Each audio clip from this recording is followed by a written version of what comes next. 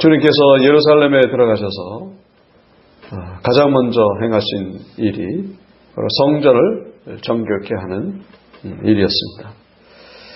여기서 말하는 정결이라고 하는 것은 물리적인 정결이 아니라 영적인 정결이죠.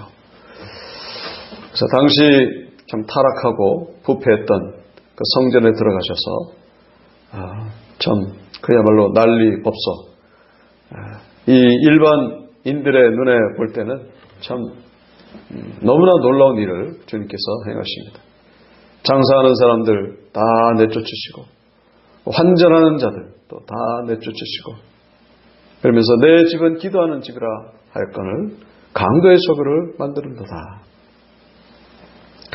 이 성전 정결 사건은 예수님의 그 공생의 사역 가운데 두 번 있었던 것으로 우리가 짐작할 수가 있습니다.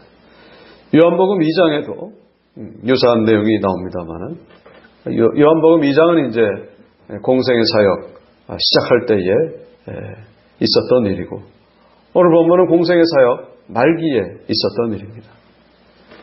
그러니까 성전 정결로 공생의 사역이 시작되고 성전 정결로 공생의 사역이 마무리가 되는 것을 보면은 이 성전 정결이 얼마나 중요한지를 우리가 짐작할 수가 있습니다. 성전이라고 하는 것은 우리가 금요일 날도 이렇게 말씀을 나눴습니다만 교회하고는 조금 다른 의미가 있죠. 법계, 언약계를 모시는 것. 그러니까 하나님의 상징을 의미한다라고 우리가 말씀을 나눈 적이 있습니다. 뭐 성전에 들어가가지고 예배를 드리고 그러는 것이 아니죠. 그러니까 법계를 보관하는 것이죠. 그러니까 이 성전은 하나님의 임재, 하나님을 상징하는 것입니다. 그러니까 하나님의 상징이라고 하는 것은 한마디로 표현한다면 거룩이라고 말할 수 있습니다. 가장 중요한 것은 거룩이죠. 뭐 성전 자체가 뭐 더러워지는 것은 아닙니다만 그 성전을 관리하고 하나님께 예배드리는 자들이 부패하고 타락할 때에 그 성전은 이미 그 기능을 상실한다고 우리가 말할 수 있습니다. 그러니까 성전이라고 하는 것은 하나님과의 이 관계가 이루어지는 곳인데 하나님께 은혜를 받고 하나님께 복을 받고 또 하나님 앞에 오늘 말씀처럼 기도하는 그런 하나님과의 통로로서 이 성전의 역할을 하는 것인데 그 성전 주변에 있는 영적 지도자들이 타락하게 되면 더 이상 그건 성전이라고 말할 수가 없는 것이죠. 그리고 이 성전의 기능을 상실하는 것으로만 끝나는 것이 아니라 이 전망, 존재와 망하는 것, 이 전망, 이 국가의 전망과 직접적인 연관이 있다는 것을 성경 계속해서 말씀해 주고 있습니다. 성전이 타락하고 영적으로 타락하는 그때 나라에 멸망이 임하게 된다는 것을 성경은 계속해서 말씀해 주고 있습니다. 이것은 한 건물의 문제가 아니라 이것은 수많은 사람들의 이 생명과도 직결되는 것이기 때문에 이 성전이 타락하는 것은 이건 너무나 심각한 문제가 아닐 수가 없는 것이죠. 예수님께서 좀 채찍을 가지고 다른 성경에 보면 채찍을 가지고 들어가셔서 아주 휘둘리시면서 분노를 발휘하셨다고 그렇게 기록되어 있습니다만 주님께서 그렇게 하실 수밖에 없었던 이유가 바로 여기에 있는 것이죠. 이때 당시에 이 그 성전이 타락하게 된 구체적인 것은 바로 이 매매 때문이었습니다. 매매와 그리고 환전, 여기 이 12절에 나오죠. 매매하는 모든 사람들, 그 다음에 돈 바꾸는 사람들. 이 성전은 전용 그 재물들이 따로 그 관리가 되고 있었습니다. 그러니까 이 성전에 백성들이 오는 이유는 제사 드리기 위함이고 제사 드릴 때 재물을 가지고 오는데 자기가 사는 곳에서 그 지방 각지에서 재물을 가지고 올라오다 보면은 이 재물이 상하게 됩니다. 그러면 이제 성전 지도자들이 이거 불합격시키고 그걸 받지를 않는 것이죠. 그러면은 이제 어쩔 수 없이 성전에서 파는 그런 재물을 구입을 해야만 되는 것이죠. 근데 그 구입할 때에 엄청나게 비싼 값으로 살 수밖에 없습니다. 거기서 부당한 이득을 취하는 것이고, 그리고 돈 바꾸는 사람들. 이 성전에서는 가축을 사더라도 그냥 일반 화폐로는 살 수가 없습니다. 왜냐하면 그 화폐 속에 로마 황제의 그 두상이 그려져 있기 때문에 이것은 그 우상 숭배에 해당되는 것이다 라고 여기서서 그 돈으로는 살 수가 없고, 성전에서만 통용되는 그런 화폐로 사야만 되기 때문에 또 돈을 바꿔야만 됩니다. 거기서 이제 환전세를 또 엄청나게 또 거기서 많은 부당이득을 취하게 됩니다. 그러니까 이 이중으로 물건값에서 올려서 받고 또 환전하는 데서 또 이득을 취하고, 이 백성들의 고통은 엄청난 것이고, 이 성전이라고 하는 것은 그야말로 부를 얻기 위한 그런 아주 그냥 강도의 소굴이 되고 말았던 것을 우리가 먼저 이해할 때에 얼마나 타락했는지 우리가 짐작할 수가 있는 것이죠. 이때 당시의 성전을 헤롯 성전이라 합니다. 헤롯 성전. 성전을 지은 자를 이름을 붙여서 이제 솔로몬 성전, 스룹바벨 성전, 헤롯 성전을 합니다만, 헤롯 성전은 처음에 지어질 때부터 하나님 앞에 영광 돌리는 데 목적이 있는 것이 아니라 오직 정치적인 목적이 있었기 때문에 이 헤롯 성전이 이렇게 되는 것은 어떻게 보면 당연한 결과라고 말할 수 있습니다. 그렇다고 그냥 내버려 둘 수가 없었던 것이죠.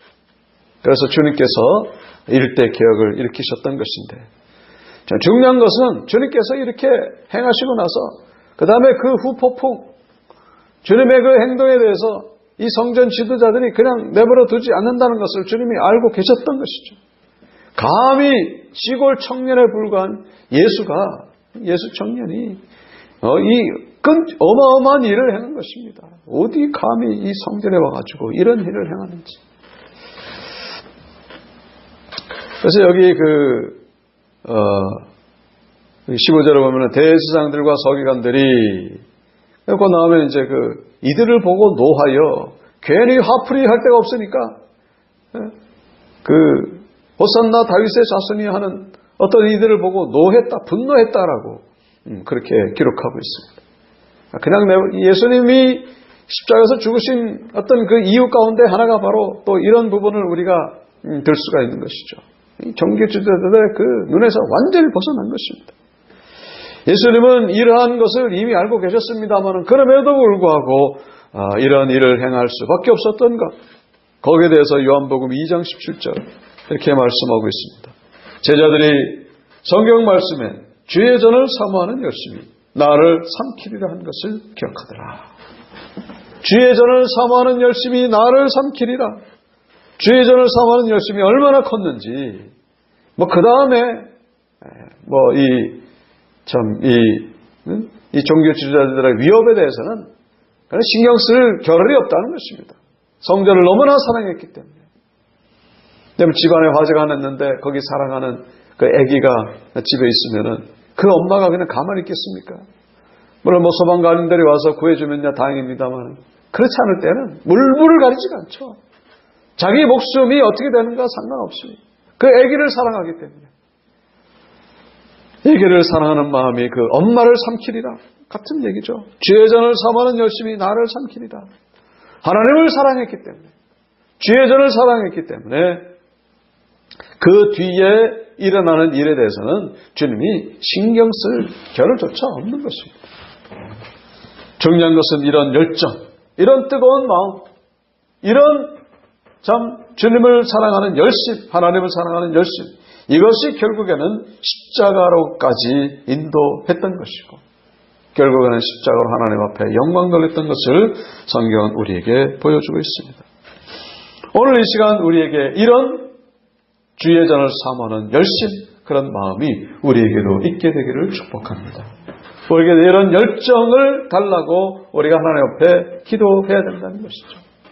예수님이 이 주의 전을 사모했던 것처럼 그런 사모하는 마음, 거룩한 분노라고 우리가 보통 표현합니다만, 우리의 자존심에 상하는 일에 대해서 분노하고, 우리의 소유가 손해보는 것에 대해서 우리는 분노하고, 우리는 세상적인 분노, 육신적인 분노에 우리가 매인 때가 많습니다만, 그러나 우리는 하나님이 기뻐하신 이 거룩한 분노라고 하는 것도 참 조심해야 됩니다.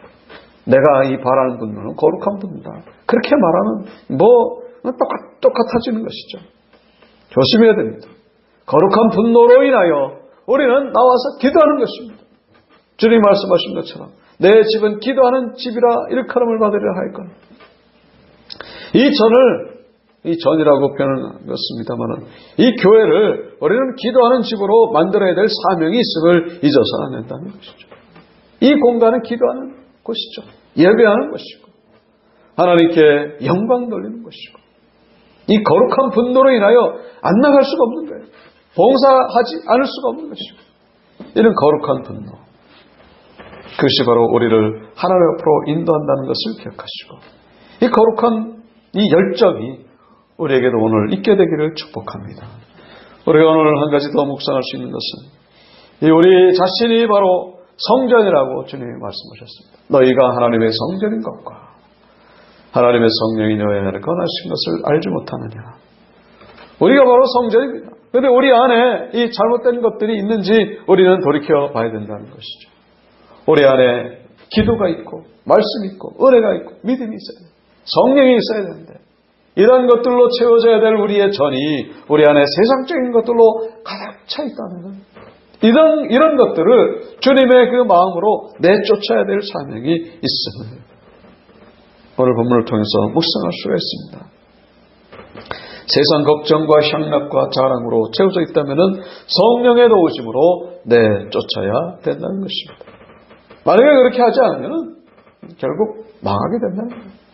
이 성전 타락으로 결국 주후 70년경에 이제 로마 군대에게 완전히 짓밟히게 되죠. 돌 하나 돌 위에 남겨두지 아니하고 완전히 무너뜨려지리라. 그리고 로마의 침략으로 인하여 정벌된 것은 결국 그 원인이 다른 데 있는 것이 아니라 바로 성전이 타락했기 때문에, 부패했기 때문에.